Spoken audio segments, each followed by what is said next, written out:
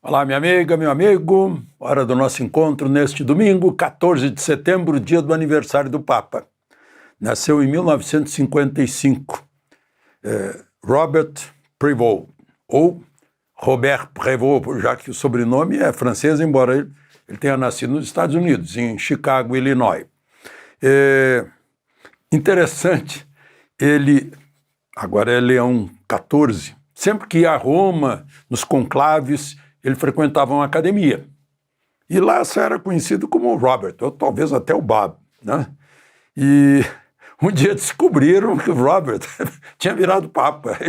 Eles, por respeito à intimidade, nunca perguntaram qual era a profissão dele. Ele também não disse que era bispo, cardeal, né?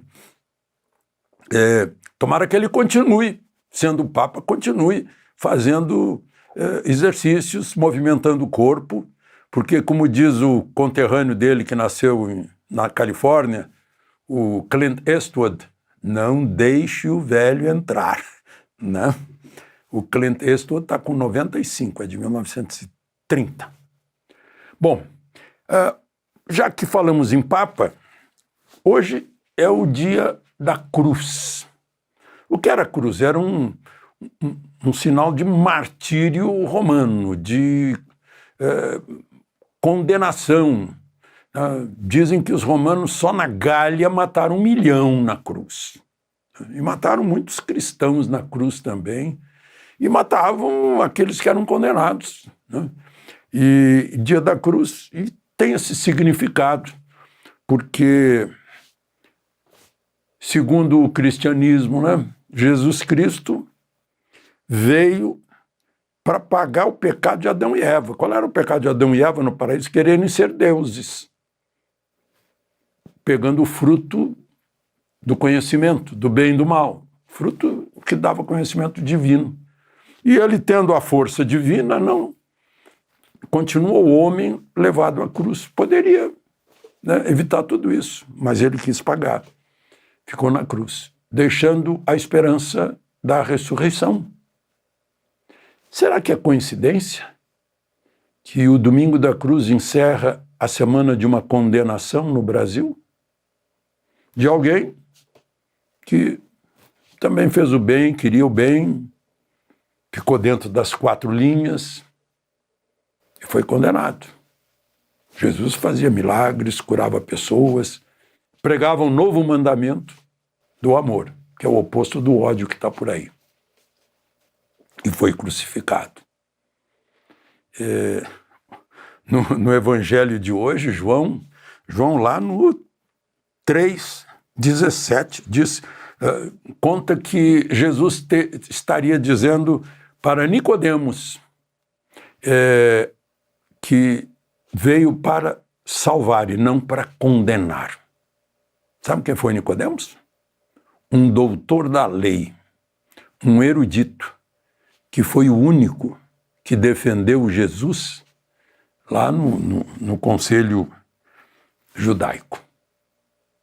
Outra coincidência? Foi um juiz judeu, o único que defendeu o condenado desta semana de todos os crimes que o acusavam. Quanta coincidência. Lembre-se de se inscrever e ao final de deixar o gostei ou não gostei.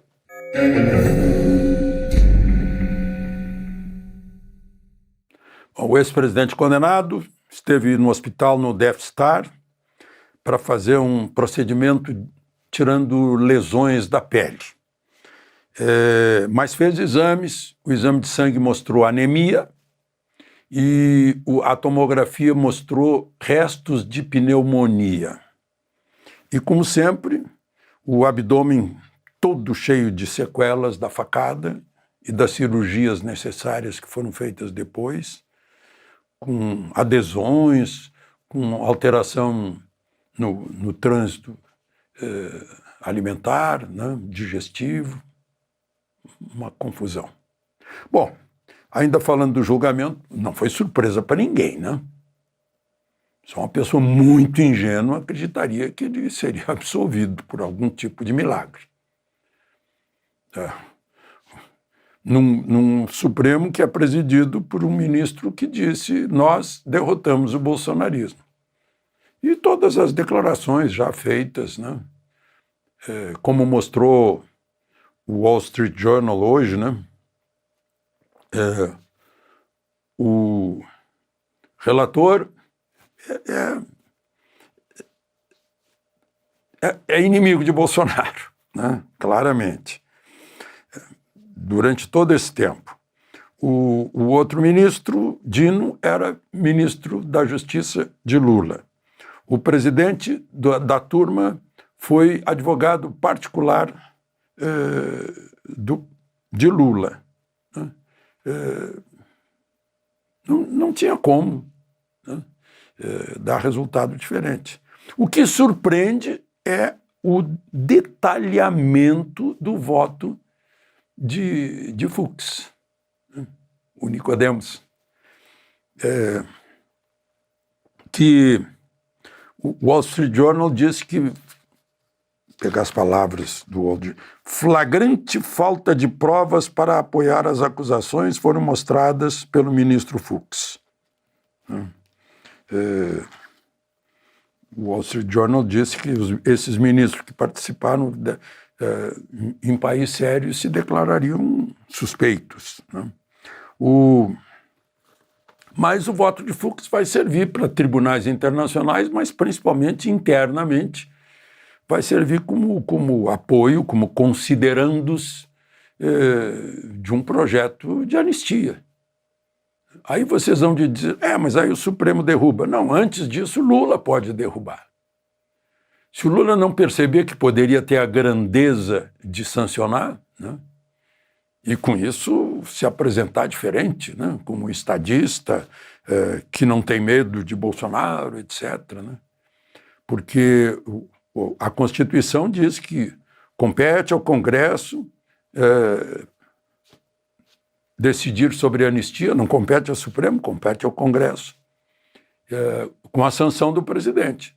O presidente pode vetar e o Congresso derruba o veto do presidente. Mas aí o Supremo veta. Ora, se o Congresso pode derrubar o veto do presidente da República, que é um presidente de poder, que tem o voto direto da população, o voto da maioria da população, então tem muito mais força para derrubar um veto do Supremo, que não tem voto algum, que tem o poder original já indireto, não é? Mas vamos falar do outro tema, do ódio, que leva a apertar os gatilhos, né? O caso do Charlie Kirk. De acordo com os jornais, o matador acusava sua futura vítima de ser uma pessoa cheia de ódio. Isso me leva ao Lenin. O Lenin diz: acuse-os do que você faz.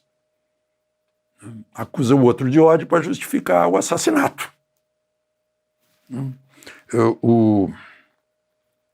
E aí a gente vê que o morto, o assassinado, era um religioso mórmon, né, pai de família dedicado, tinha 2 filhinhas, era apoiador de Trump, né. Aí eu me pergunto, de que lado está o ódio? O ódio de meia dúzia que derrubaram as Torres Gêmeas matando milhares, né? O ódio de quem apertou o gatilho que Trump se mexeu e pegou na orelha em 2024. Assim como, no caso, esse tiro na garganta era um tiro que era para ir para a cabeça, né? Embora o ódio de um neurocirurgião tenha aplaudido, elogiado a pontaria, a mira. Esse neurocirurgião lá de Recife, né, é um sujeito chamado Roberto alguma coisa.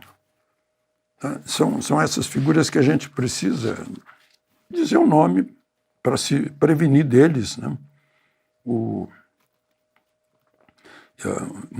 Parece que já foi até demitido do hospital em que trabalha, né? Mas eu acho que o símbolo disso tudo é o tal de Peninha, o Eduardo Bueno. Eu tenho os livros dele, ele como historiador, ele é interessante como historiador e jornalista. A principal ciência do jornalista é a história, né? Mas completamente fora, aplaudindo, dizendo que bom para as duas filhinhas dele que não terão esse pai. Meu Deus do céu. Dr. Ricardo Barbosa, encontrei o nome aqui, o tal que falou que mirou na cervical. Que coisa horrorosa. Que coisa horrorosa. Mas, enfim, queria falar nisso porque terminou o julgamento dessa semana, e eles estavam falando em futebol. Eu não sei se era jogo de hoje ou jogo daquele dia, eu não acompanho futebol, não sei, mas falava de Corinthians, São Paulo, Palmeiras, uma coisa assim. Os juízes da Suprema Corte. Aí eu lembrei do Vadico e Noel Rosa no Conversa de Botequim. Seu garçom, faça o favor de me trazer depressa uma boa média que não seja arrequentada, né? Vai perguntar para o seu freguês do lado qual foi o resultado do futebol. Uma coisa assim, parecia conversa de botequim dentro da Suprema Corte do Brasil, enquanto tinham terminado de decidir sobre 27 anos e 3 meses na vida de um ex-presidente da República. A Matsunaga, que esquartejou o marido, a Elise Matsunaga, pegou 8 anos menos do que isso.